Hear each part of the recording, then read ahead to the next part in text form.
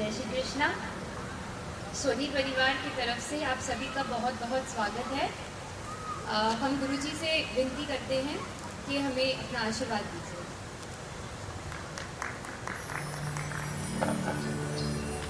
कम है स्नेहा के लिए तालियां। ये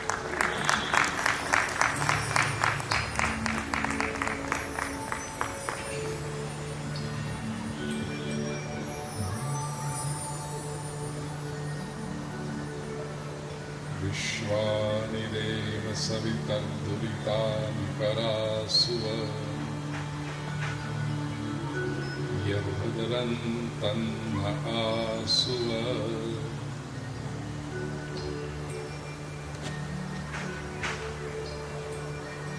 प्रिय स्वजन,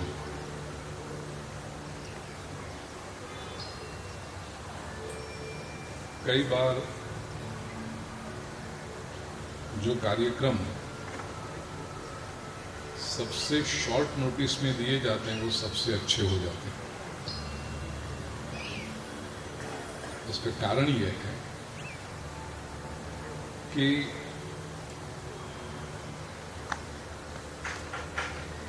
जो बिल्कुल अपने हैं और कहते हैं ना कि इमरजेंसी में बुलावा आ जाए और तुरंत दौड़े चले आए, वो अपनेपन का लक्षण है। इसका अर्थ जो आज नहीं पहुंच पाए वो अपने नहीं है, ऐसा नहीं है। आकाश बेटा वो बंद करवा दो, आवाज आ रही है उसकी।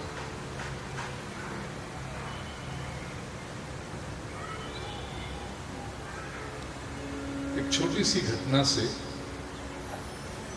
बात का आरंभ करना चाहता हूं।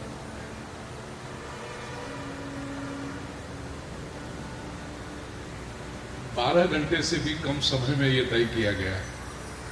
कल रात को 9 बजे बेटा बस बात में ऐसी बात निकल पड़ी और ओम बाबू के मन में संकल्प उठा कि फिर नया मकान जो बन रहा है गुरुजी के चरण तो वहां रखने हैं। तो गुरुजी ऐसे हैं कि अकेले तो जाते नहीं, फिर अपनों को भी क्यों ना बुला लें, जिसको अंग्रेजी में कहते हैं स्पर ऑफ द मोमेंट। बिल्कुल एक तरंग की तरह बात आई और स्वीकार कर ली। और मैं बधाई देना चाहता हूं प्रिय आकाश और प्यारी बिटिया स्नेहा को कि बड़ों की बात को इतनी तुरंत स्वीकार करके उनको कार्यान्वित कर दिया। ये मैं जब प्रविष्ट हुआ यहाँ पर तो मुझे लगा नहीं कि ये 12 घंटे के कम समय में भी ये सब बनाया गया है, सब तय किया गया है। घटना जो मैं आपके साथ शेयर करना चाहता हूं,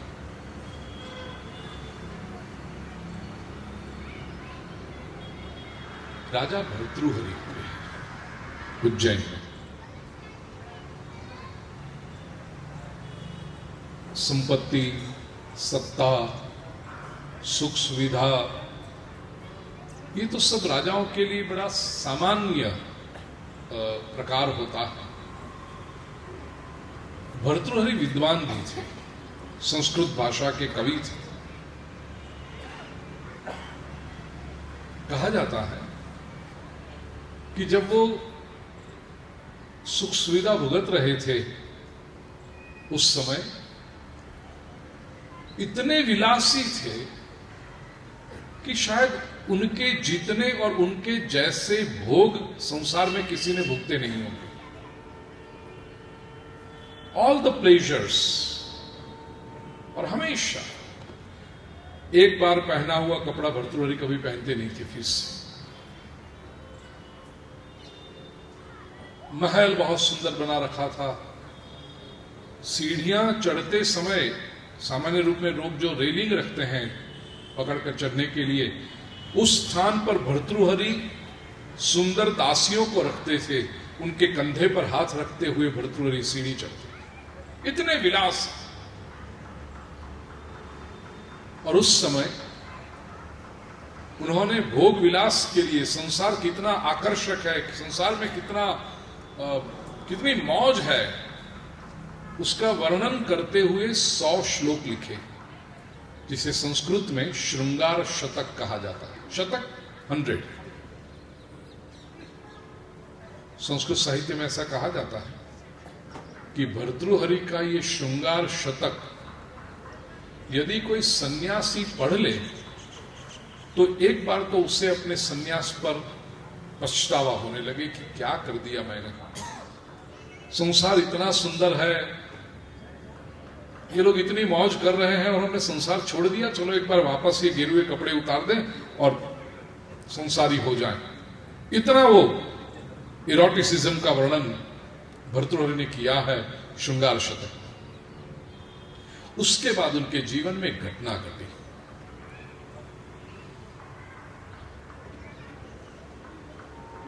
प्रतिदिन का एक नियम था, भर्तृहरि लोगों से मिलते तो एक बार एक संत उनसे मिलने के लिए आए और भर्तृहरि संस्कारी थे तो संतों का आदर करते थे, चरण स्पर्श किया।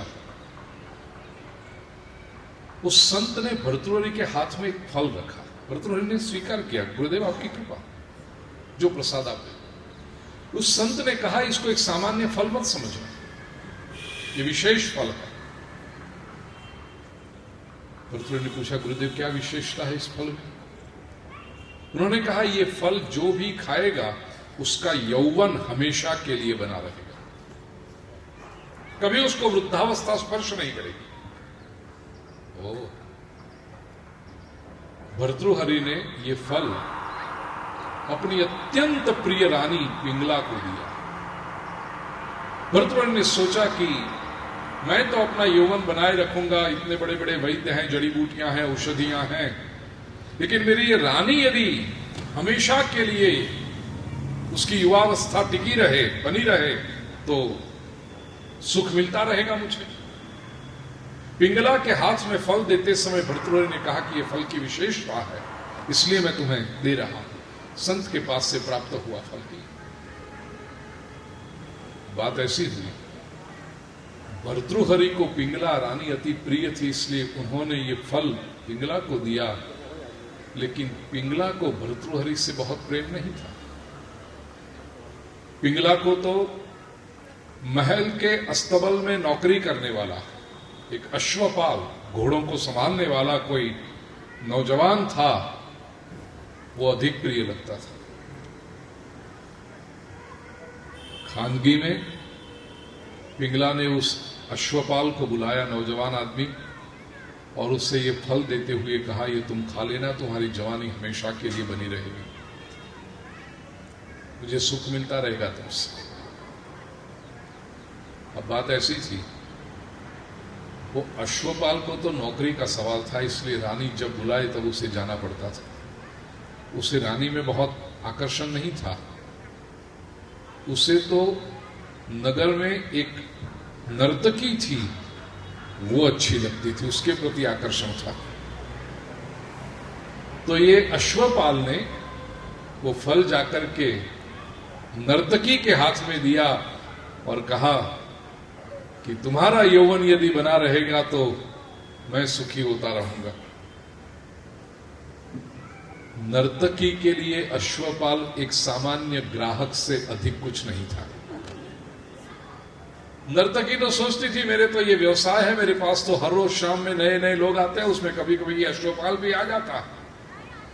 और क्या है, सामान्य नौकरी करता, महल में करता है, क्या हुआ, नौकरी तो है उससे, तो घोड़े संभालता है, उसके साथ जीवन बिता के क्या मिलेगा मुझे।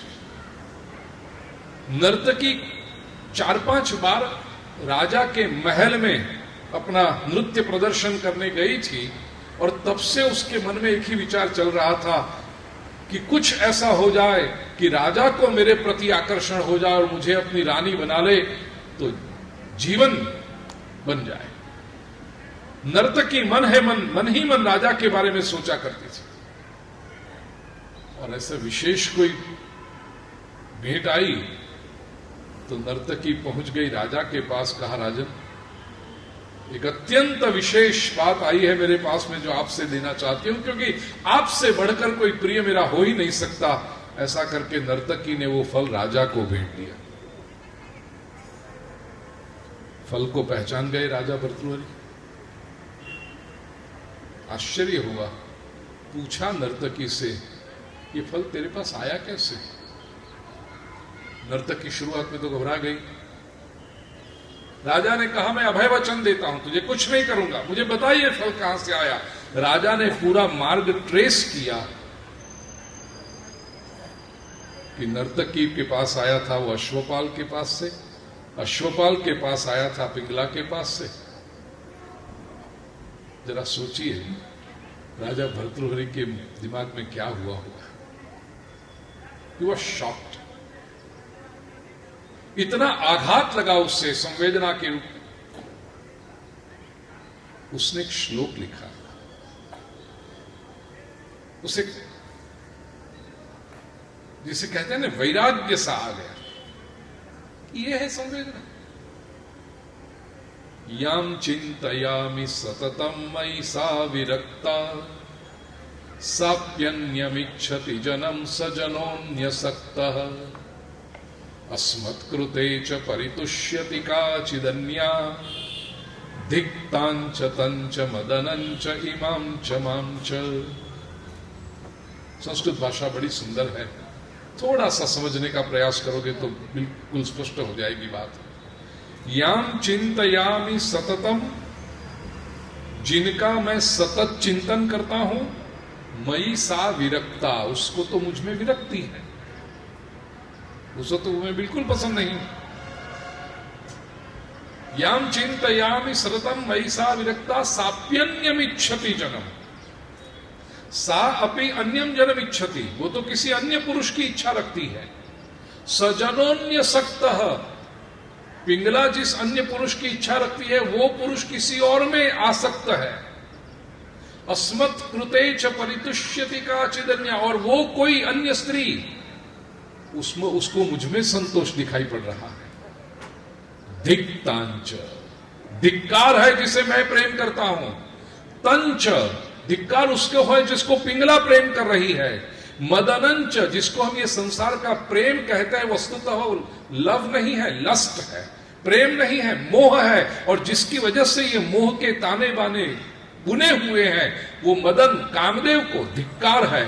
धिक्तांच तंच मदनंच इमाम च, इमाम अर्थात ये जिसको मुझ में प्रेम दिखाई पड़ रहा है उसको धिक्कार है। और अंत में कहा माम च, मुझे भी धिक्कार है। धिक्तांच तंच मदनंच इमाम च माम च।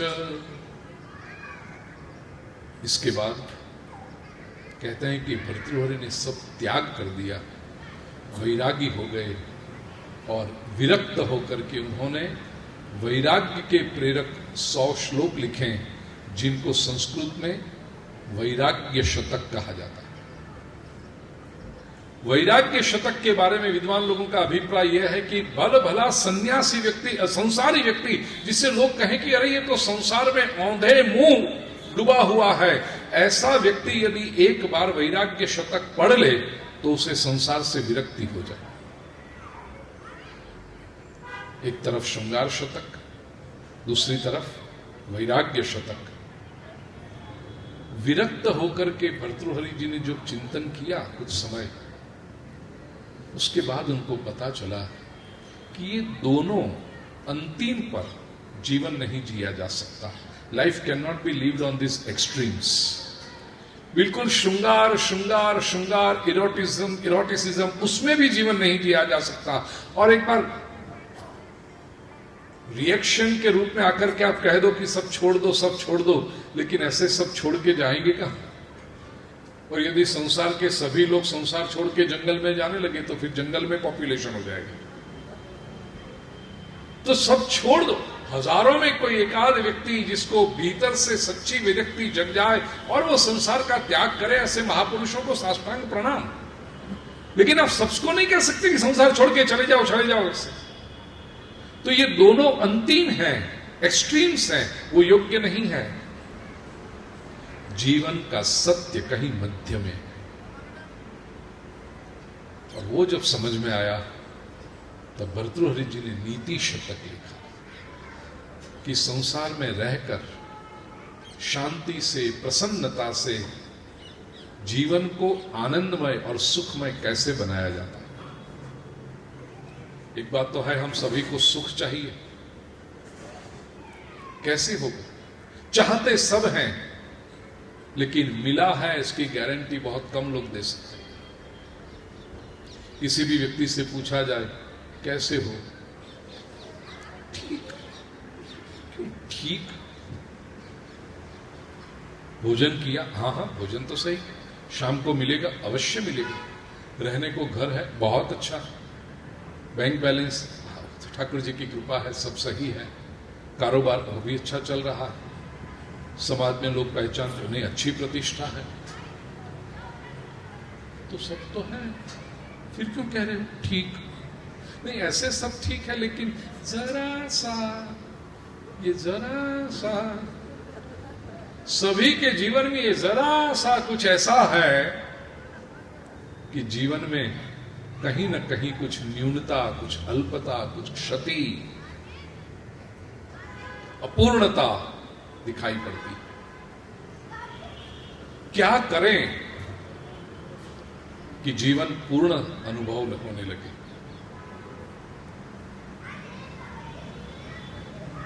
मेरे शब्दों को ध्यान से सुनना प्रिय सुनो। क्या पाए मैंने नहीं कहा, क्या करें, क्या सोचें कि जीवन पूर्ण अनुभव में आने लगे। नीति शतक में भर्तृहरि ने एक अत्यंत सुंदर श्लोक लिखा, जिसके बारे में आज बात करना चाहता हूं। मेरा प्रिय सोनी परिवार जब नए भवन में प्रवेश करने की तैयारी कर रहा है, कोरोना ने सारी दुनिया के प्लान बिगाड़ दिए, तो सोनी परिवार किस खेत की मूली है। यदि सब प्लानिंग के हिसाब से चलता तो मेरा निवास यहां पर होता, लेकिन जैसी ठाकुर जी की मर्जी। हम तो सभी का स्वीकार करने का सीखे हैं। जो भी हो जाए, प्रभु की कृपा है, स्वीकार करो।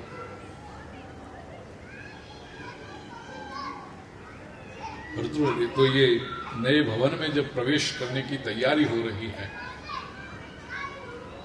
ये न तो हाउस वार्मिंग पार्टी है, न गृह प्रवेश समारोह है। केवल मैंने जैसे कहा कि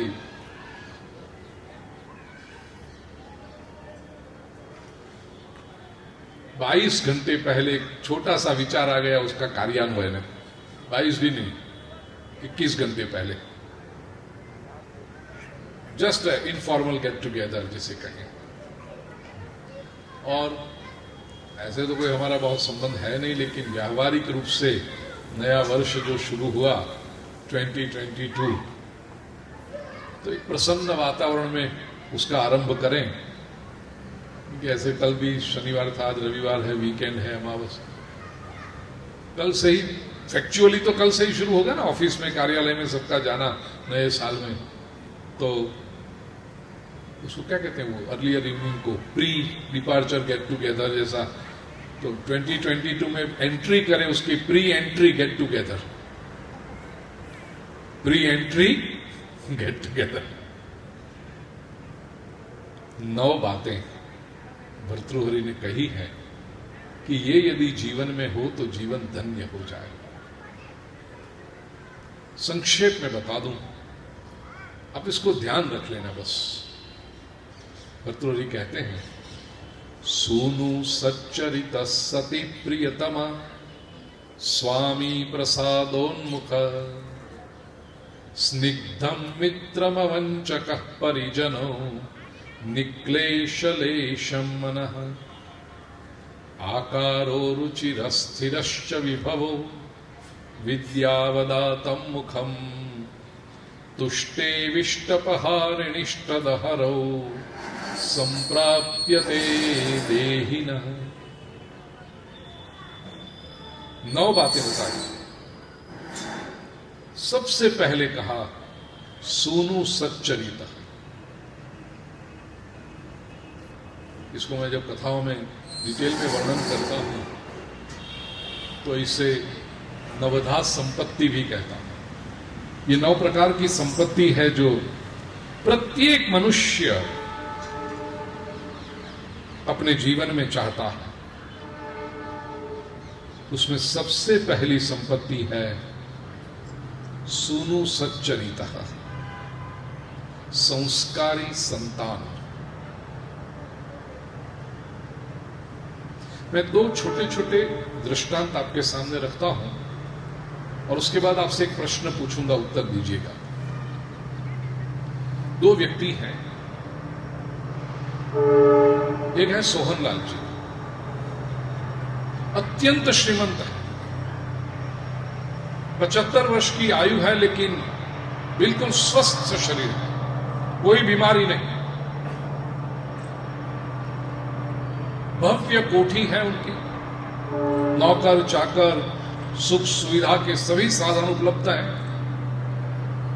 कोठी के बाहर पार्किंग गैरेज में 5-7 गाड़ियां हैं, जिनमें 2-3 इंपोर्टेड गाड़ियां हैं, स्पोर्ट्स कार हैं।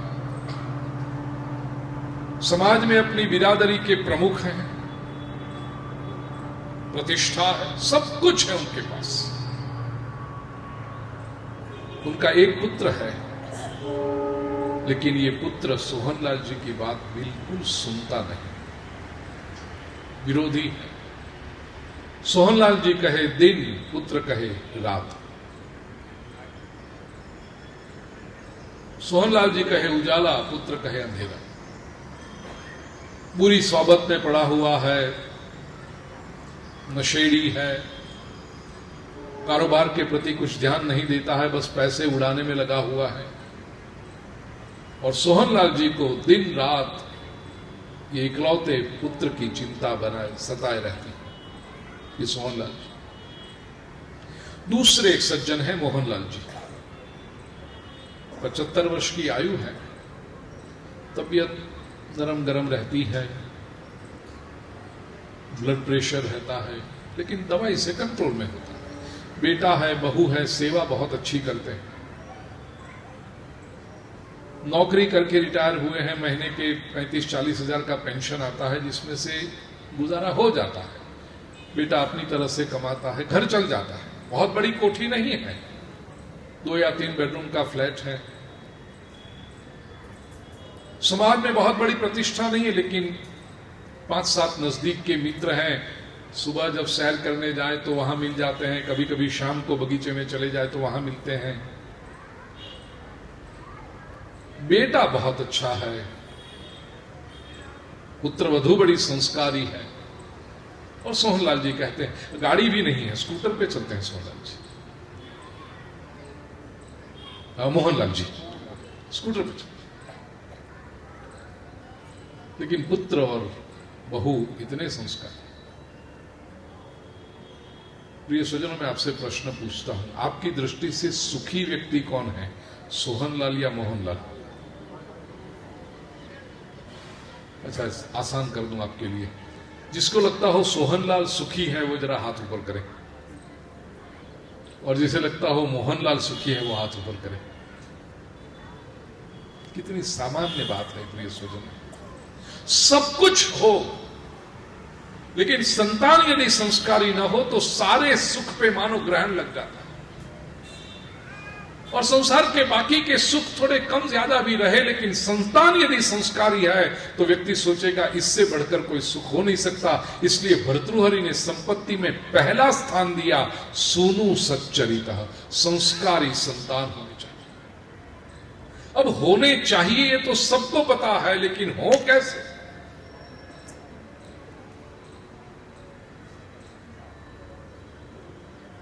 विश्व के बड़े बड़े सोशल साइंटिस्ट ने रिसर्च करके जो बात बताई वो मैं आपसे शेयर करना चाहता हूं।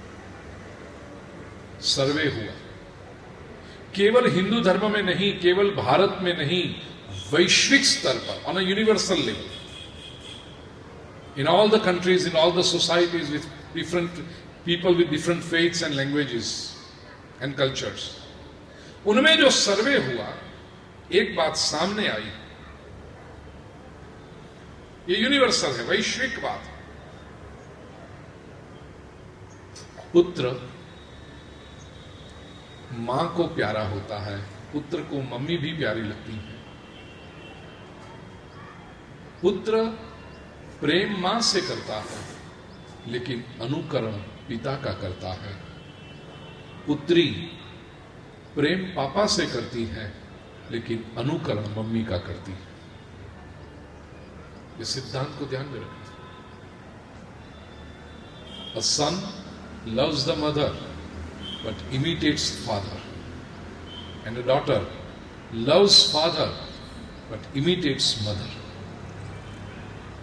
ये वैश्विक सिद्धांत। आप देखें, पुत्री पिता को प्यारी होती है, उसके बारे में तो बहुत विशेष वर्णन करने की आवश्यकता नहीं। मेरे सामने जितनी भी पुत्रियां बैठी हैं वो तुरंत कहेगी बिल्कुल सही बात है, और जितने पिता बैठे हैं वो भी कहेंगे हाँ बिटिया बहुत प्यारी होती है। But she imitates mother. 4 साल की बिटिया रानी, 3 साल की भी हो शायद, कभी बेडरूम में चली जाए और मम्मी का ड्रेसिंग टेबल खुला मिले ड्रॉअर, तो वो 3 साल की बेटी लिपस्टिक निकाल करके पूरा अपना चेहरा पेंटिंग कर देगी। बेटे को कभी देखा लिपस्टिक लगाते हुए, चाहे ड्रेसिंग टेबल खुला पड़ा, वो नहीं लगाएगा।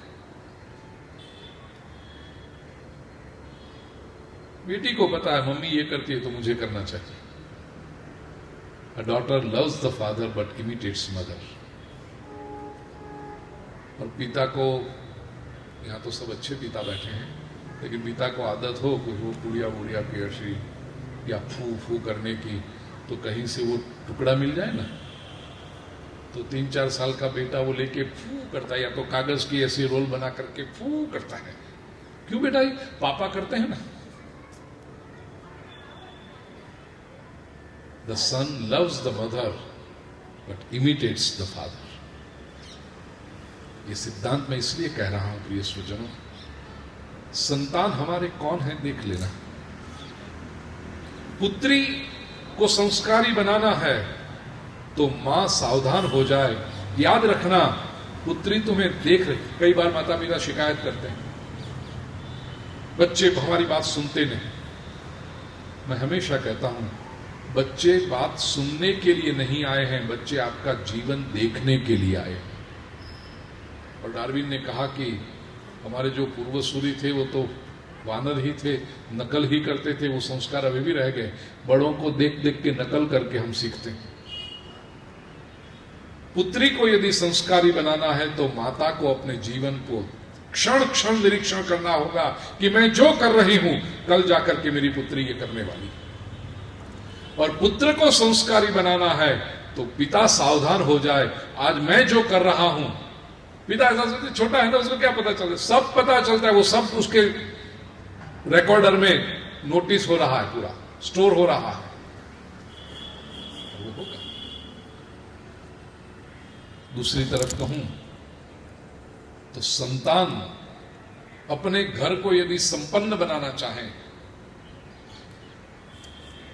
चाहे न्यूक्लियर फैमिली हो, चाहे जॉइंट फैमिली हो, कैसा भी परिवार हो, लेकिन संतान यदि चाहे कि हम अपने माता पिता को संतुष्ट करना चाहते हैं, हमारे माता पिता को हम पर गौरव होना चाहिए, तो संतान ये बात सीख लें, माता पिता की बातों को श्रवण करें, उनका आचरण करें। Your parents are your best well wishers. माता पिता से बढ़कर कोई शुभचिंतक हमारा हो नहीं सकता। एक बड़ा राष्ट्र का प्रेसिडेंट, मैं जब बात कर रहा हूं वो प्रेसिडेंट की है, लेकिन वो बहुत छोटे से आगे आया था, सामान्य व्यक्ति था। शुरुआत नौकरी से की, लेकिन नौकरी प्रामाणिकता से की तो बहुत जल्दी जल्दी उनका प्रमोशन होता गया। फिर छोटा सा बिजनेस शुरू किया, बिजनेस में प्रगति हुई, इंडस्ट्री डाली, बड़े इंडस्ट्रियलिस्ट बने, फिर पॉलिटिक्स में आए और पॉलिटिक्स में भी इतनी प्रगति की कि राष्ट्र के राष्ट्रपति प्रेसिडेंट बन गए। बड़ा जिद्दी था, नटखट भी था, और जिद्दी ऐसा कि मेरी बात ही सही है, मेरी बात यदि कोई न माने तो मैं झगड़ा करता, रोता, चीजों को फेंकता। इट्स माय वे और नो वे, ऐसा मेरा स्वभाव था। छोटी छोटी बातों पे सबसे झगड़ने पड़ता, मित्रों के साथ भी मेरी अधिक बनती नहीं, संबंध को काट देता मैं। ये सारी बातें मेरे पिताजी ऑब्जर्व कर रहे थे। कभी कभार कुछ कह भी देते, मुझे टोक देते, लेकिन मैं उनकी बात भी नहीं सुनता था। एक बार मेरे पिताजी ने ये पूछा भी कि तुम्हारे दोस्त दिखते क्यों नहीं? 2 महीने पहले तुम्हारा एक मित्र आया था और आज जब तुमने कुछ दोस्तों को बुलाया तो वो वाला तो नहीं आया। तो मैं ऐसे कंधे उठा के कहता, I broke of with him, कट्टी कर दी मैंने उसके साथ। तो ये सारी बातें मेरे पिताजी देखते थे। एक शाम की घटना है, परिवार के सारे लोग, जॉइंट फैमिली था, सारे लोग भोजन करके अपने अपने कमरे में सोने के लिए गए। रात को मैं भी जा रहा था अपने कमरे में। पापा ने कहा, बेटा 1 मिनट रुको। मैंने देखा पापा क्यों मुझे रोक रहे हैं? बेटा आइसक्रीम खाते हैं, चलो आज। अब छोटा बालक, आइसक्रीम तो उसको बहुत पसंद होता है। पापा ने खुद 2 बाउल में आइसक्रीम बनाए और फ्रिज का दरवाजा बंद करके 2 बाउल मेरे सामने रख के कहा, बैठो। 2 बाउल थे, उसमें एक बाउल के ऊपर चेरी रखी थी आइसक्रीम के ऊपर और दूसरे पे नहीं थी। पापा ने दोनों बाउल रख के कहा, बेटा ये दोनों आइसक्रीम में से जो तुम्हें पसंद हो ले। स्वाभाविक है, 13-14 वर्ष का बालक है, आइसक्रीम के ऊपर वो चेरी उसको बहुत अच्छी लगती है। तो ये प्रेसिडेंट कहता है कि वो चेरी वाला जो आइसक्रीम था वो मैंने लिया। स्वाभाविक, जिसमें चेरी नहीं थी ऊपर, वो पिताजी ने लिया। तो मैंने तो टपक से चेरी उठा करके मैं खाने लगा पापा की ओर देखते हुए। पापा ने धीरे से अपना चम्मच लिया और आइसक्रीम में नीचे से 2 चेरी निकाली। मैं देखता रह गया, अरे मेरे पास तो एक ही चेरी आई, पापा ने तो आइसक्रीम के अंदर 2 चेरी रखी थी। मैं जब देख रहा था तो पापा ने कहा, बेटा एक बात सीख लो, जीवन में जो हमेशा सामने दिखाई पड़ता है वो ही सच होता है, ऐसा नहीं है। ट्रूथ में बी डिफरेंट, द रियलिटी में बी डिफरेंट। ये जीवन का पहला पाठ मुझे पिताजी ने सिखाया कि जो सामने दिखता है वो ही सच है, ऐसा नहीं है। दूसरा दिन एक्शन रिप्ले। सब लोग भोजन कर करके अपने कमरे में जा रहे थे। पापा ने मुझे फिर से रुका, बेटा रुको 1 मिनट। क्यों? आज भी आइसक्रीम खाते हैं बेटा। पापा ने 2 बाउल बनाए आइसक्रीम के, कल की तरह रखे। एक पर चेरी थी, दूसरे में नहीं थी, और कहा, बेटा जो तुम्हें पसंद हो ले लो। अब कल का मुझे याद था कि दिखती है वो तो एक ही चेरी होती है, नहीं दिखती उसमें 2 पापा ने निकाली थी। तो स्वाभाविक मैंने जिसमें चेरी नहीं दिखती थी वो कप ले लिया, चेरी वाला कप पापा ने लिया। पापा चेरी उठाकर मुंह में टपा के मेरे सामने ऐसे देखने लगे। चम्मच से मैंने वो पूरा आइसक्रीम खोद डाला, एक भी चेरी नहीं थी। पापा ने कहा, बेटा जीवन का दूसरा लेसन, एक अनुभव से कभी भी मत मान लेना कि मुझे सब कुछ आ गया। Life offers new things every evening. एक बार पता चल गया उससे हमें जनरलाइज मत कर देना कि मुझे सब आ गया। नई नई सिचुएशन लाइफ तुम्हें ऑफर करती रहेगी। ठीक। तीसरा दिन एक्शन रिप्ले। 2 आइसक्रीम्स, एक में चेरी दूसरे में नहीं है। पापा ने सामने रखा, कहा, बेटा पसंद कर लो तुम्हें जो चाहिए। अब मैं सोचने लगा, पहले दिन चेरी वाला लिया आइसक्रीम तो भी मेरा नुकसान हुआ, दूसरे दिन बिगड़ चेरी का लिया तो भी मुझे घाटा हो गया। 10-15 सेकंड में दोनों कप की ओर देखता रहा और फिर पापा के सामने देखकर कहा, पापा आइसक्रीम आप बनाते हो, पता आपको है, आप जो दोगे ना वो मैं ले लूंगा आज। आपको सब पता है, मेरे से अधिक तो जानते आप हो। पापा ने कहा, बेटा आज तूने सही किया। अच्छा, पहले तो बिना चेरी का आइसक्रीम पापा ने मुझे दिया। एक क्षण के लिए मेरे मन में आया कि क्या पता इसमें चेरी अंदर हो ना हो। जो सामने दिखती है वो तो गई, क्योंकि वो तो पापा ने ले लिया, बिना चेरी का मुझे दिया। लेकिन जब मैंने चम्मच अंदर डाला तो अंदर 3 चेरी थी। पापा को मैंने कहा, पापा थैंक यू। पापा ने कहा, बेटा जीवन का ये आज तुमने सही इसलिए किया कि तुमने बड़ों से पूछा। अभी तक तुम अपनी ही करना चाहते थे कि मुझे जो ठीक लगे, मुझे सब पता है, मैं अपनी तरह से करूंगा। आज तुमने निर्णय पापा को पूछा और पापा की बात मानी तो सबसे अधिक चेरी तुम्हें मिली। प्रिय स्वजनों, मैंने जैसे कहा, हमारे जो बड़े होते हैं ना, माता पिता, दादा दादी, उससे बढ़कर हमारा कोई वेल विशर हो नहीं सकता। संस्कारी यदि बनना तो बड़ों की, क्योंकि उनके पास पूरे जीवन का अनुभव है।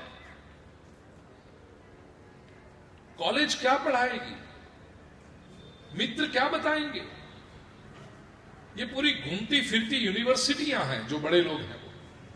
और हमारे बड़े हमसे और कुछ नहीं चाहते, केवल हमारा भला हो वही चाहते हैं। उनकी बातों को जो सुने तो सुनु सच्चरितः, वो संस्कारी संतान की पहली लाक्षणिकता। जीवन में प्रिय स्वजनों, यदि सुखी होना है तो ये पहली संपत्ति प्राप्त कर लेना, संस्कारी संतान। यदि आप संतान हैं तो संस्कारी बनने का प्रयास करना, और यदि आप माता पिता हैं तो आपके संतान संस्कारी कैसे बने इसका प्रयास करना।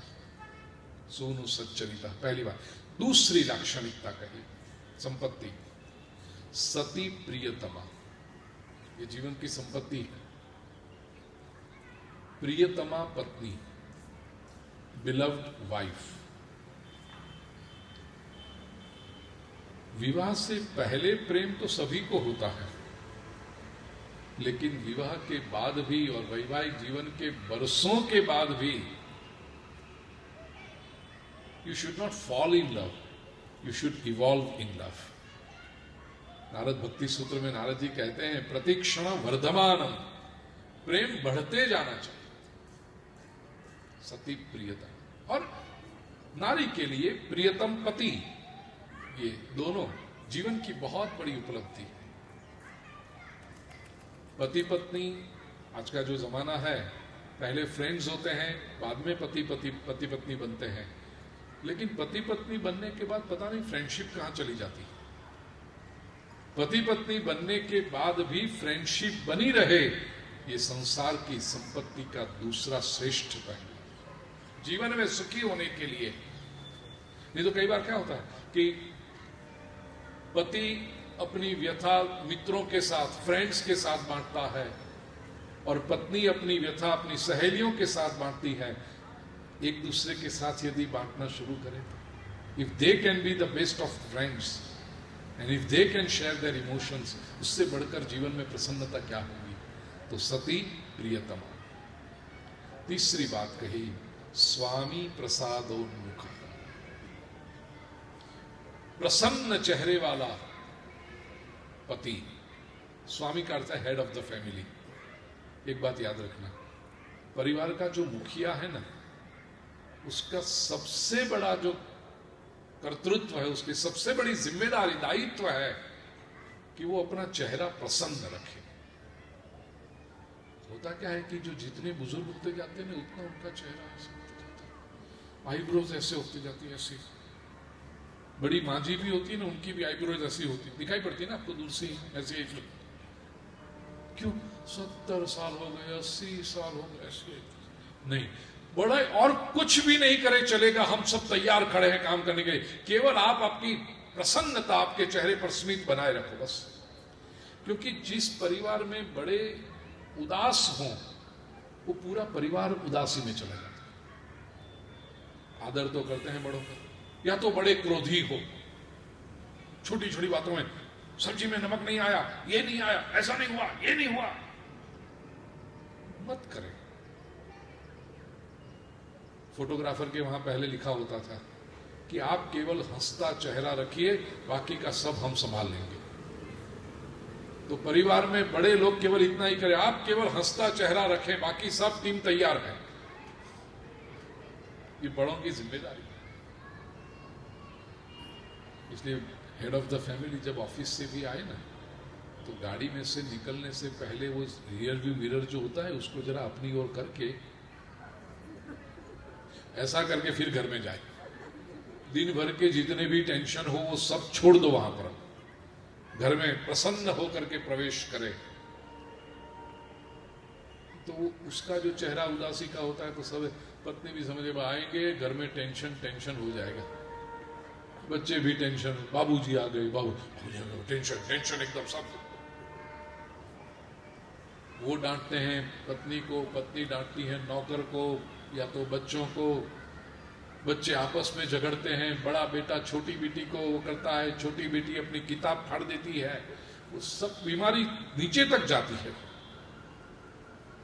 एक दिन यदि ये बड़े बाबूजी प्रसन्न होकर आए ना, डोरबेल बजाएं और पत्नी दरवाजा खोले,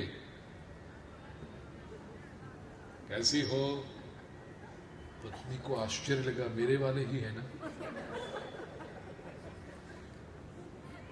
हाँ हाँ, ओहो, खुश है। पत्नी किचन में जाकर के जो करेले की सब्जी बना रही थी वो हटा देगी, उसके बदले दम आलू। इतने पति भी जाके देखे, क्या? अरे हाँ दम आलू, अरे वो तो मेरी फेवरेट सब्जी है, चलो चलो एक काम करो, मैं आइसक्रीम लेके आता हूँ। अच्छा, वो आइसक्रीम लेने के लिए जाएगा, पत्नी इतनी खुश हो जाएगी कपड़े भी बदल लेगी, आज तो रोज की तरह नहीं। बच्चे सोचेंगे मम्मा को क्या हो गया आज, वो गुनगुनाने लगेगी कुछ गीत, तो बड़ा बेटा पूछेगा क्या? अरे यार तेरे पापा अच्छे मूड में हैं। अच्छा, बड़ा बेटा भी खुश हो जाएगा। वो छोटी बेटी आ जाके पूछ लेगी, भैया भैया क्या हुआ, भैया क्या हुआ? तो भैया अपनी बहना से कहेगा, अरे बेटी बहना आज तो रावण हंसा।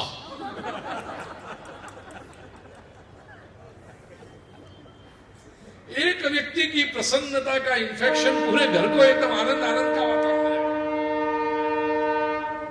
स्वामी प्रसादोन्मुख, तो ये बहुत जो बड़े लोग हैं उनकी जिम्मेदारी है, प्रसन्नता रखें बस।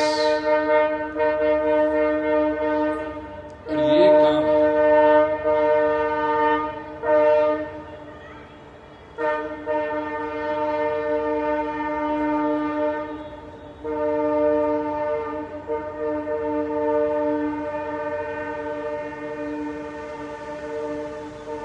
आज ये जो हम प्रसन्नता व्यक्त करें ना, वो भी अपनी प्रसन्नता में जुड़ा रहा है।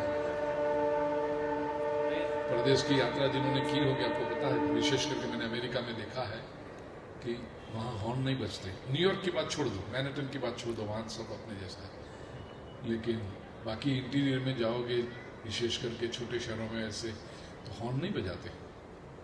लेकिन एक जगह पे उनको छुट्टी हॉर्न बजाने की, संडे मॉर्निंग चर्च में वेडिंग हो गए हो और वहाँ कोई अपने जैसे इंडियन बिग फैट वेडिंग नहीं होते, 10-15 गाड़ी हो जाए ना तो बहुत बड़ा वेडिंग हो गया ऐसा लगता है उनको। और न्यूली मैरिड कपल जब निकलता है चर्च से, उसके पीछे उनके ये सब फ्रेंड्स निकले, तो कपल की जो गाड़ी है वो थोड़ी सजा डेकोरेट की हुई होती है और उसके पीछे ये सब गाड़ियाँ चलें तो धीरे धीरे से बिल्कुल पप पप पप पप, ये गाड़ी अभी गई ना से पप पप पप पप हॉर्न बजाते हैं, तो बाकी सबको पता चल जाता है कि ये दिस न्यूली मैरिड कपल और ये सब साथ में जा रहे हैं, उनके फ्रेंड्स हैं। एक प्रसंग में ओम बाबू वहाँ ये हॉर्न बजाने की छुट्टी है, पीपल डोंट माइंड, अदरवाइज कोई हॉर्न बजाए तो वो असभ्य माना जाता है, अनसिविलाइज माना जाता है, हॉर्न बजा रहा है। लेकिन ये शादी ब्याह का अच्छा प्रसंग हो तो धीरे धीरे हॉर्न बजाते हुए सब एक दूसरे, तो हम यहाँ प्रसन्नता है ना, ट्रेन वाला भी खुश हो गया।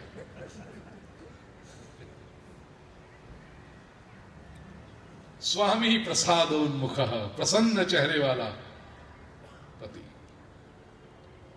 ये तीसरी संपत्ति। चौथी संपत्ति स्निग्धम मित्रम, स्नेहपूर्ण मित्र। प्रिय स्वजनों,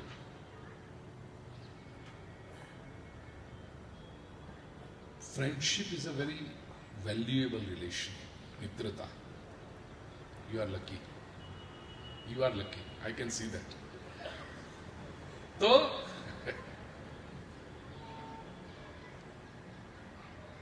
मनुष्य सामाजिक प्राणी है, ये हमने सीखा है। Man is a social animal, और चूंकि हम सामाजिक हैं तो स्वाभाविक है संबंध बनाते हैं। लेकिन आपने कभी देखा कि जितने संबंध सब होते हैं ना, वो मिले हुए होते हैं, तय हम नहीं करते। We don't have a right to choose. लोग कहें हमारा तो बहुत बड़ा परिवार है, बहुत ये है। वो आपको या हो गई आदत है। बहुत बड़ा परिवार है ऐसा जब लोग कोई कहें, रिश्तेदारों की लिस्ट सामने रख दे हमारे, 2 चाचा, 2 चाची, 2 मामा, 2 मामी, 2 मौसा, 2 मौसी, 2 फूआ, 2 बुआ, 2 फूफा जी, इतने सारे संबंधी, लेकिन इनमें से एक को भी आपने तय किया, पसंद किया, सिलेक्ट किया? आपका जन्म हुआ उसके साथ ही ये पूरा सेट तैयार था। अब उसमें आप शिकायत भी नहीं कर सकते। मुझे ऐसे मामा नहीं चाहिए, मेरे मामा अच्छे नहीं हैं। ये तेरी मम्मी, ये उसका भाई, तेरा मामा, पकड़। No exchange offers here. कोई पसंद, कोई सिलेक्शन नहीं, कुछ नहीं, तैयार। अच्छा, 24-25 साल तक ये एक सेट को निभाओ और 25 साल की उम्र में ब्याह हो, तो ब्याह में स्पाउस तो मिलता है, जीवन साथी या जीवन संगिनी मिलती है, लेकिन उसके साथ एक पूरा सेट पैकेज डील में आता है। 2 चाचा जी, 2 चाची जी, 2 मामा जी, 2 मामी जी, 2 बुआ जी, 2 फूफा जी, 2 मौसी जी, 2 मौसा जी। उसमें भी आपको कोई सिलेक्शन का राइट नहीं है। कोई कहे मुझे ये मौसा जी पसंद नहीं है, कोई ये तेरी मौसी, उसका पति, तेरे मौसा जी, पकड़। कोई तो इतने सारे संबंधी, उनमें से एक को भी हमने पसंद नहीं किया। केवल एक संबंध ऐसा है जो हम पसंद करते हैं, और वो है मित्र संबंध। तब एक बार फिर से तब तपाओगे। हाँ, वो संबंध हम तय करते हैं। Nobody can impose a friend on us. बड़े लोग लाख कोशिश करें, कई बार प्रयत्न करते हैं, बच्चों को समझाते हैं, बेटा वो सामने की बिल्डिंग में रहता है ना, क्या नाम बताओ ना, कुछ, दीपक, बड़ा अच्छा लड़का है बेटा दीपक, पढ़ाई में कितना होशियार है, कितना होनहार, तुम उससे दोस्ती करो। अपने वाले सैंपल को दीपक पसंद ही नहीं आता। आई डोंट लाइक दीपक, नहीं करेगा। आप कोशिश करो कि दीपक से दोस्ती कर। अपनी बेटी को समझाओ, बेटा सामने की सोसाइटी में वो, बोलो कुछ नाम, आकांक्षा है ना, बड़ी अच्छी लड़की है, पढ़ने में होशियार है, संस्कारी है। उसकी मम्मी के पास से देखो किचन की ट्रेनिंग भी उसने शुरू कर दी, उसके कपड़े भी कैसे ढंग के होते हैं। बेटा आकांक्षा अच्छी लगे, उसके साथ दोस्ती करो। I don't like her, nerd है वो, तेल डाले हुए बाल, नहीं पसंद है। मित्र हम ही पसंद करते हैं प्रिय सुजन, ओनली वी सिलेक्ट फ्रेंड। अब इतने सारे रिश्ते जो हैं उनमें केवल एक संबंध ऐसा है जो हम पसंद करते हैं, जहां पर हमें अपनी चॉइस का अधिकार है। Then why not exercise that choice correctly. अंग्रेजी में कहावत है, man is known by the company he keeps. मित्र कैसे? स्निग्धम मित्रम, स्नेहपूर्ण मित्र मिले, अच्छे मित्र हो, ये जीवन की चौथी संपत्ति। पांचवी संपत्ति कहा अवंचकः परिजनः। अवंचक का अर्थ जो चीटिंग न करे आपके साथ, आपकी बातों को जो समझे, ऐसे परिजन। परिजन का अर्थ है एसोसिएट्स, सेवक। प्रिय स्वजनों, एक बात समझ लेना, चाहे हम कितने भी पढ़े लिखे हों, मेहनती हों, अनुभवी हों, बुद्धिमान हों, लेकिन प्रगति यदि करनी होगी तो you will have to build a team. एक अकेला थक जाएगा, साथी हाथ बढ़ा। एसोसिएट्स रखने ही पड़ेंगे। आप अकेले कितनी मेहनत करोगे, कितना दौड़ोगे? तो ये जो टीम आपने बनाई, आपके जो एसोसिएट्स हैं, आपके साथी हैं, वो कैसे, क्या वो आपके बात को समझ सकते हैं? मैं जब मैनेजमेंट के सेमिनार लेता हूँ मल्टीनेशनल कंपनीज के, तो उसमें हमेशा एक बात पर बहुत महत्व देता हूँ। उनके साथ जब डेट्स भी तय करूँ, उससे पहले पूछता हूँ मुझे आपका मिशन स्टेटमेंट दीजिए, तो उससे मुझे पता चलेगा कि आपके एम्प्लॉयज के सामने मुझे क्या बात करनी है। प्रत्येक कंपनी का एक मिशन स्टेटमेंट होता है। आपके जो एसोसिएट्स हैं, आपके जो साथी हैं, वो आपके मिशन स्टेटमेंट को समझते हैं, आपके ध्येय को समझते हैं जीवन के। आप उन पर भरोसा रख सकते हैं। इसलिए हमारे यहां कहा गया कि सेवक जितने पुराने हो उतने अच्छे होते हैं, क्योंकि भरोसा, पूरा घर भी उनके आधार पर छोड़ जाओ, आपको पता है एक चीज यहां से यहां नहीं होगी।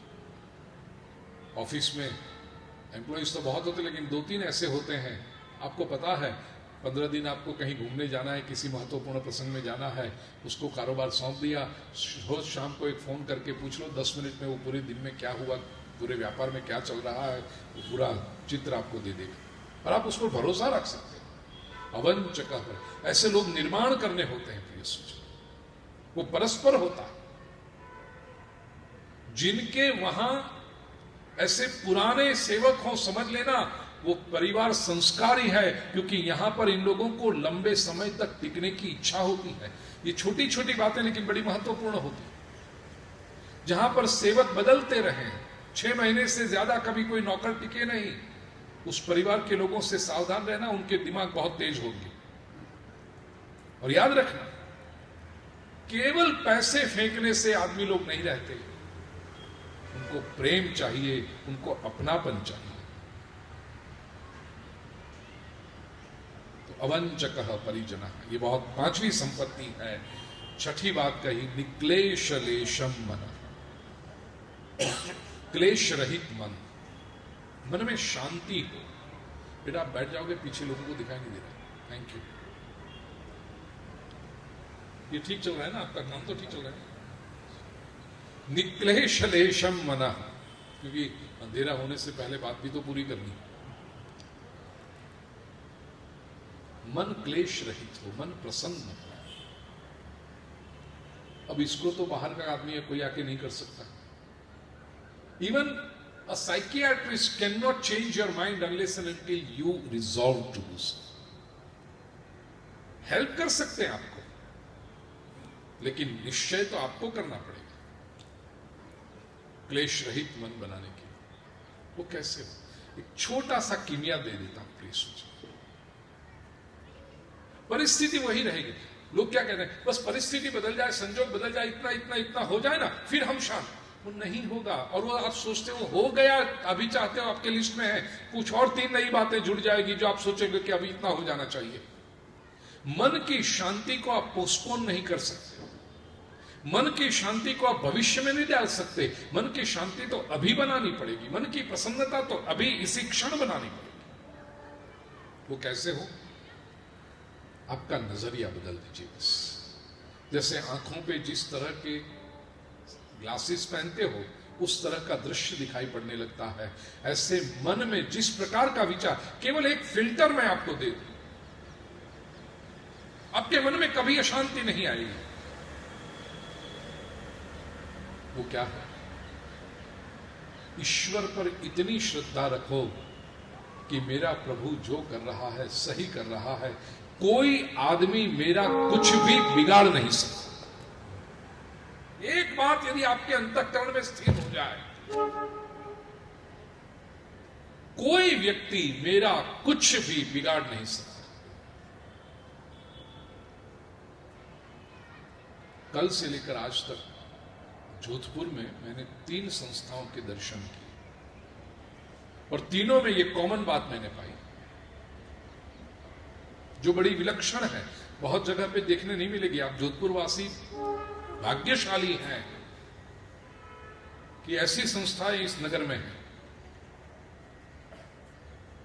सबसे पहले कल मैंने दर्शन किए सूरसागर राम द्वारा। वहां जो महात्मा जी ने मुझे बात पूरी समझाई कि यहां एक पैसा नहीं रखते, किसी से कोई चंदा इकट्ठा नहीं किया जाता, कुछ मांगा नहीं जाता। ठीक है ना बाबू? लेकिन इसका यह अर्थ नहीं कि संस्था ठीक से चलती नहीं, आ जाता है बस। वहां के जो संत हैं, आदि पुरुष से मूल पुरुष से लेकर के अभी तक के, सबको श्रद्धा है, हम अच्छा काम कर रहे हैं, प्रभु भेज देगा।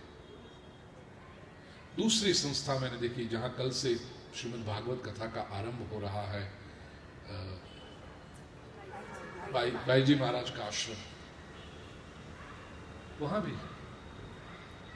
आदरणीय डॉक्टर अग्रवाल जी हैं, यहाँ पर बहना वीणा जी, इंदू जी हैं। कहते हैं यहाँ कोई भेंट नहीं रखता कोई। यूजुअली हम कल शाम को जब कथा के बारे में चर्चा कर रहे थे तो मैं पूछता हूं कि अच्छा काम आप कर रहे हो उसके लिए कोई चंदा, कहते नहीं हम मांगते ही नहीं किसी से, चंदा इकट्ठा करने की बात ही नहीं, कभी कोई अपील नहीं, कोई ये नहीं। अच्छा काम चल रहा है, लोगों ने जिम्मेदारियां उठा ली हैं और चल रहा है, आते रहता है। और तीसरी संस्था मैंने आज सुबह दर्शन किए, अपना घर, वहां भी जो उनके संस्थापक हैं डॉक्टर साहब, बताया गया मुझे उनके बारे में, चंदा इकट्ठा नहीं करते, किसी के पास मांगते नहीं, कोई फंड की अपील नहीं, ठाकुर जी के सामने चिट्ठी रख देते हैं कि इतनी इतनी आवश्यकताएं हैं, ठाकुर जी भेज देते हैं। ये सोचो ना, ये तीनों संस्थाएं कितनी बड़ी बात है। अब इतनी बड़ी बड़ी संस्थाएं इतने बरसों से यदि चल रही है केवल ईश्वर पे श्रद्धा रख के, तो हमारा जीवन नहीं चलाएगा परमात्मा। यदि हम ईश्वर पे श्रद्धा रखें,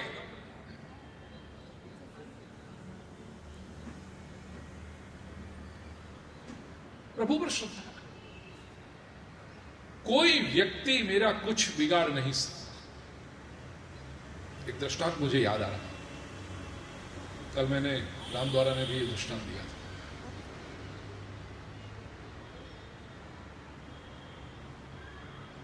कोई बात नहीं बेटा, अब चेंज मत करो आकाश, ठीक है।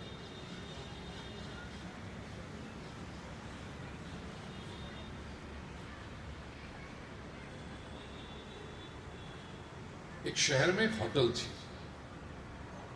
और बड़ी भीड़ वाली बाजार में, वहां संस्थाएं भी, कुछ कॉलेज थी, 2-3 बड़ी बड़ी ऑफिस बिल्डिंग्स थे, बाजार भी बड़ा व्यस्त रहता था। तो होटल में लोगों की अच्छी चलती थी, होटल मालिक भी प्रसन्न था। उसमें मालिक का एक मित्र है, उसने देखा कि एक आदमी रोज सुबह शाम, सुबह 12-12:30 बजे, शाम को 8-8:30 बजे होटल में आता, खाना खाता और भीड़ का फायदा उठा करके वो घुसता भी अंदर जब होटल में बड़ी भीड़ हो, फिर खाना खा लेता और देखते रहता काउंटर पे 8-10 लोग वो पैसा चुकाने के लिए, बिल चुकाने के लिए खड़े हो, तो उसका फायदा उठा करके वो बाहर सरक जाता है, would sneak out of the hotel. Hotel मालिक के मित्र ने उसको ऑब्जर्व किया कि ये सुबह शाम ऐसा कर रहा है, रोज आता है। तो उसने एक दिन जाकर के होटल में मालिक से बताया कि देखो टेबल पे खाना खा रहा है ना, वो चोर है, फुकट का आके खा जाता है रोज तेरा, दोपहर और शाम को। मालिक ने कहा बाद में देखते हैं। उसने खाना खा लिया और देखता रहा वो कि तेरा काउंटर पे भीड़ हो, 5-7 लोग बिल चुकाने के लिए खड़े थे, उसका फायदा लेकर के वो धीरे से उठकर बाहर जाने लगा। तो ये मित्र ने अपने होटल के मालिक से कहा, देखो निकल रहा है, जाने देना। निकल गया वो बाहर। आदमी चला गया, तेरी जगह पे मैं होता तो पकड़वा लेता उसको, पुलिस को दे देता, दंड देता, सजा करता उसको। कुछ नहीं किया तूने, पता तो है ना तुझे कि ये रोज चोरी कर। कहता मैं जानता हूं, बहुत समय से आ रहा है। उसको आश्चर्य हुआ, तुम जानते हो, तुम्हारी होटल में रोज फ्री में खाना खा के चला जाता है, तुम जानते हो? कहता हाँ जानता हूं। फिर भी तुम उसको कुछ करते नहीं, पुलिस को पकड़वाते नहीं, कुछ नहीं करते? नहीं। क्यों? ये होटल के मालिक ने कहा मैं जानता हूँ रोज वो 11 बजे आकर के सामने वाली सड़क पे फुटपाथ पे खड़ा रह जाता है और आंखें बंद करके वो शायद प्रार्थना करता है कि मेरी होटल में भीड़ होने लगे ताकि उसको मौका मिले घुसने का। फिर वो प्रार्थना करते रहता है कि और भीड़ आए, वहां बिल के काउंटर पे भी पैसे चुकाने के लिए लोग भीड़ करें ताकि वो सरक जाए।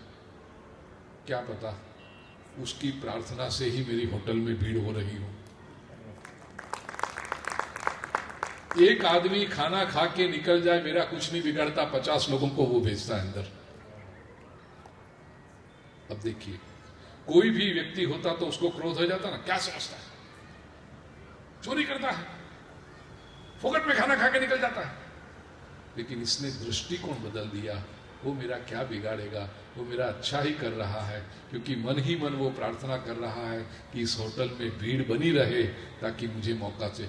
एक आदमी खा के चला गया, जाने दो, 50 को भेज रहा है। ये व्यक्ति, प्रिय स्वजनों, सोचिए, कभी वो मन अशांत हो सकता है उसका,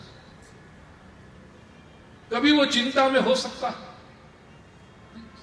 क्यों? क्योंकि उसको एक बात का पता है, मेरा कोई कुछ बिगाड़ ही नहीं सकता। बुरा करने के लिए जो दिखाई पड़ता है आदमी आया हुआ, वो भी वस्तुतः मेरे लिए तो अच्छा ही कर रहा है। क्लेश, ये दृष्टिकोण, it's all about perception my dear friends. दृष्टिकोण बदल जाए बस तो मन प्रसन्न रहेगा। निक्लेशलेशम आकारो रुचिर,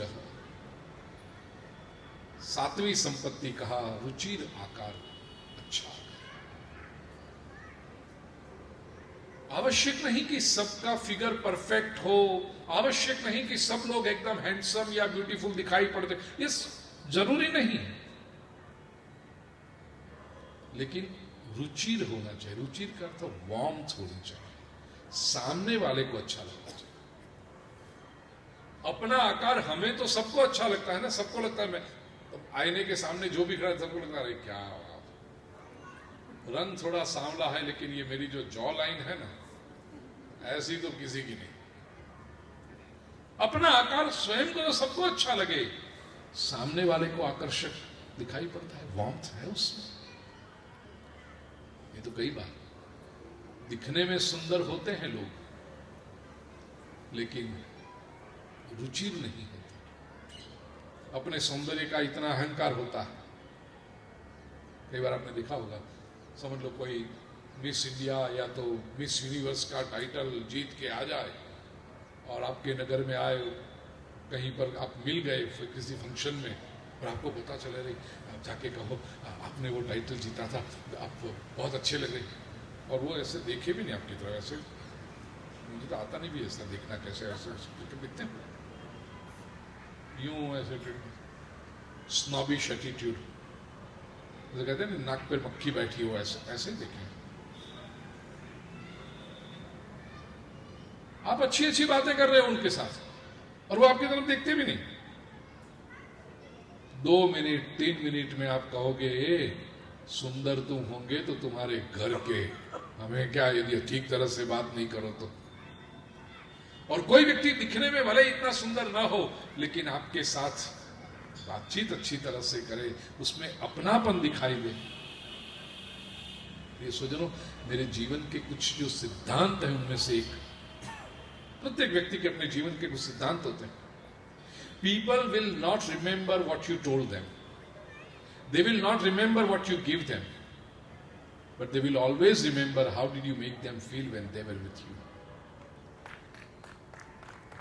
आपने लोगों को क्या कहा याद नहीं रखेंगे। 1 घंटा अभी मैं यहां पर प्रवचन करूं और फिर कहूं स्नेहा चलो बेटा मैंने क्या बताया, क्या गुरुजी आप ऐसी परीक्षा लेते हैं, I am so mic conscious and camera conscious.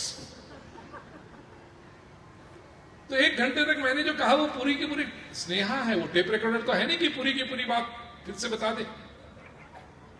उसका जो एसेंस है वो उसके अंदर आ गया, जब कोई आवश्यकता पड़ेगी तो उसको याद आएगा गुरुजी ने ऐसा कहा था, लेकिन वो इनवर्बेटिव रिपीट तो नहीं कर सकती। People will not remember what you told them, people will not remember what you gave them. सामान्य स्थिति में ठीक है, प्रभु की कृपा से हम जो स्थिति में है ना, कौन किसको क्या दे देगा और कौन क्या ले लेगा। प्रभु ने सब कुछ दिया है हमें। छोटे थे तो बड़ी आकांक्षा होती थी, बर्थडे तो अच्छे अच्छे बॉक्स आते थे, इतनी उत्सुकता होती थी बर्थडे पार्टी पूरी हो जाए, जल्दी खोले क्या क्या गिफ्ट आई है।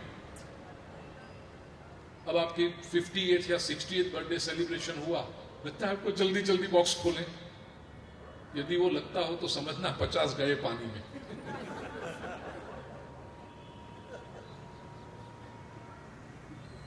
कोई कहे भी कि बॉक्स छोड़ो ना, देखेंगे कल क्या है, वो क्या दे दिया होगा, सब तो है अपने पास। और जो आज किसी ने दिया अच्छी बात है, कल उससे बेहतर देने वाला तैयार बैठा है। People will not remember what you gave them, but they will only remember how did you make them feel when they were with you. लेकिन कोई अपने साथ 10 मिनट 15 मिनट बैठे, उसके साथ आप अच्छी तरह से बात करो, make those 15 minutes memorable. वो जीवन भर याद रखेंगे। इतने बड़े आदमी से मिलना हुआ, लेकिन इतने सरल हैं, इतने अभिमान रहित हैं, इसको लोग याद रखेंगे। तो आकार और रुचि ये होता है वार्म पर्सनालिटी। स्थिरश्च विभव, स्थिरश्च विभव, स्थिर वैभव। प्रॉस्पेरिटी तो हो, वेल्दी तो होना चाहिए, उसमें कोई दोष नहीं है, याद रखना। भारतीय संस्कृति के ऋषियों ने कभी भी संपत्ति की निंदा नहीं की। हमने तो ये माना कि संपत्ति मां लक्ष्मी की कृपा का और हमारे पिछले सत्कर्मों का परिणाम है। विश्व के दूसरे सभी लोगों ने संपत्ति की निंदा की। बाइबल में तो लिखा है, अ कैमल में pass through the I of a needle but rich man can never attain the kingdom of God. सुई के जो छिद्र होता है उसमें से ऊंट निकल जाए वो संभव है, लेकिन श्रीमंत व्यक्ति स्वर्ग में नहीं जा सकता, ऐसा बाइबल में लिखा। क्योंकि उन्होंने मान लिया यदि आदमी श्रीमंत बना है तो इसका अर्थ उसने बहुत पाप किए होंगे। भारतीय संस्कृति ये नहीं कहती। भारतीय संस्कृति कहती है यदि कोई व्यक्ति श्रीमंत है तो उसका अर्थ उसने अच्छे कर्म किए हैं और भगवान ने उससे उस अच्छे कर्मों का इनाम उसे दिया है, जिसके लिए वो संपत्ति बना। हमारे यहां संपत्ति आशीर्वाद है, लेकिन वो संपत्ति कैसी चाहिए? स्थिरश्च विभव, स्थिर वैभव, स्टेडी वेल्थ। स्टॉक मार्केट का इंडेक्स ऊपर नीचे हो, उसके साथ हमारा ब्लड प्रेशर भी ऊपर नीचे होता रहे, वो संपत्ति नहीं। ठीक है, कारोबार चलता है, 5 साल तेजी के आए तो 2 साल मंदी के भी हो सकते हैं, लेकिन हमारी जो लाइफस्टाइल है, हमारा जीवन है, हमारी मन की शांति है, उसमें परिवर्तन नहीं आना चाहिए।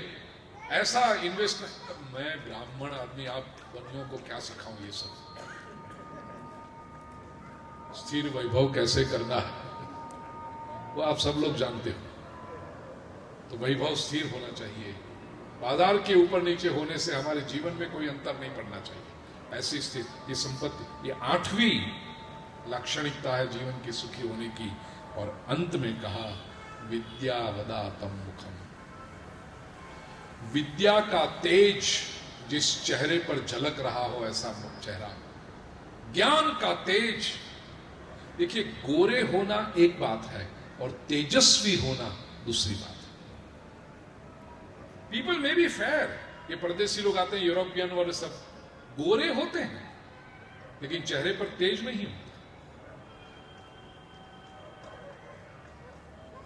22-25 साल पहले की बात है, बनी हुई घटना। न्यूयॉर्क में मैं स्टैच्यू ऑफ लिबर्टी देखने गया था, कथा थी और सब लोग साथ में वहां गए थे। तो उस वक्त तो ऊपर तक जाने देते थे, मैं एकदम वो मशाल है वहां तक जाके आया हूँ स्टैच्यू ऑफ लिबर्टी में। अब तो अंदर भी नहीं जाने देते, मुझे बताया 9/11 के बाद। तो पूरा घूम के नीचे गार्डन में बैठे थे, पिकनिक जैसा मना रहे थे, 8-10 परिवार मेरे साथ में थे। देखा सामने एक यंग कपल, अमेरिकन गोरे बैठे हैं, a boy and a girl. Summer था, इट वाज लाइक जुलाई और ऐसा वहां पर समर टाइम। तो एकदम जिसका कलर उतर गया हो, नीचे से फटे हुए और धागे निकल रहे हों, ऐसी जीन्स पहनी थी फटी हुई, घुटनों से फटा हुआ, फिर एकदम ढीला सा टी शर्ट बेचारी के कंधे से उतर जाए, इधर से ऐसा चढ़ाए तो इधर से उतर जाए, इधर से चढ़ाए। तो मैंने देखा और साथ में जो अपने भारतीय लोग थे, मैंने उनसे कहा कि ऐसा क्यों नहीं करते, हम थोड़ा सा पैसा इनको बेचारों को दे दें। उनका क्यों गुरुजी ऐसा नहीं करते यहाँ तो? मैंने कहा बेचारे गरीब दिखते हैं, देखो फटे हुए उनके पैंट हैं, ढीले ढीले ऊपर के टी शर्ट हैं। अभी तो ठीक है, समर है, विंटर आएगा तो बेचारों के फटे कपड़े, ये ढीले ढीले टी शर्ट, क्या करेंगे, तकलीफ पड़ेगी ना, तो उनको हम कुछ दे दें। तो वो हंसने लगे। मैंने कहा मैं इतनी अच्छी मानवता की बात कर रहा हूँ, ये हंस रहे हैं। मैंने कहा क्यों हंस रहे हो? मैंने गुरुजी आपको पता नहीं है, ये तो बहुत रिच पीपल है। मैंने कहा फटे कपड़े और रिच पीपल? अब आपको इतना आश्चर्य नहीं लगता, क्योंकि हमारे यहाँ भी आ गया। मैं तो 25 साल पहले की बात कर रहा हूँ, ये जब हमारे यहाँ वो नहीं था। मैंने पूछा, मुझे आश्चर्य लगा, मैंने कहा इतने फटे कपड़े? कहते गुरुजी ये अच्छे कपड़ों से ये ज्यादा महंगे हैं। वो कुछ स्टोन वॉश्ड और ऐसी बातें थी। फिर वो फटे हुए वो बुलेट, उन्होंने समझाया मुझे, क्योंकि मैं तो फिर पूछता हूँ जब मुझे पता न चले इसका। तो बुलेट की गोली मार के उसमें वो छिद्र बनाए जाते हैं वो पेंट में। तो कहते हैं ये सब एडेड कॉस्ट है। फिर अच्छा नया पेंट लिया होगा, उसको घिस घिस के ये फेडेड किया, फिर उसमें बुलेट मार करके उसको फाड़ा, तो ये सब कॉस्ट बढ़ती है ना, और ब्रांडेड होते हैं वो। गुरुजी जरा जरा सीखिए। मैंने कहा अच्छा ये भी आप सिखाओ जरा।